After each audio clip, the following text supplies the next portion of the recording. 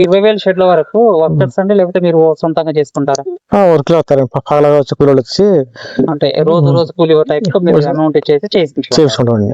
Okay. అంటే ఇప్పుడు మీరు ఇవన్నీ షెడ్లు లీజుకా లేకపోతే ఓన్ అండి? ఇప్పుడు లీజ్ అండి. లేదండి, మొత్తం లీజ్. 46,000 షెడ్లు మొత్తం లీజ్. లీజ్ అండి. సంవత్సరానికి ఎంత కట్టాలి? సంవత్సరానికి 2 సంవత్సరాలకి 20 లక్షలు అండి. 2 సంవత్సరాలకి 20 లక్షలు 20 లక్షలు రెంట్.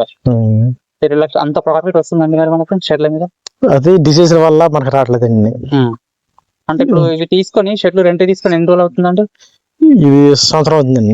సంవత్సరం అవుతుంది. సంవత్సరం సంవత్సరంలో మనకు అంటే ఇలా 2 తారీఖు అండి, రేపు కరెక్ట్ కి సంవత్సరం ఉండేది సంవత్సరం పిల్లలది. రేపటికి సంవత్సరం 23వ తారీఖు దిగింది. అంటే సంవత్సరాలకు 20 లక్షల ప్రకారం మీరు లీజ్ తీసుకున్నారు.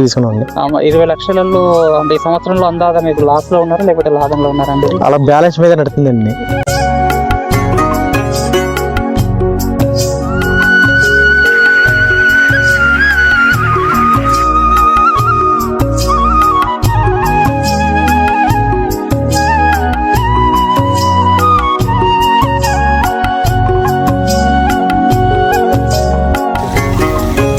మనకి ఒక్కొక్క దాంట్లో 4,000 పడతాయా వాటర్?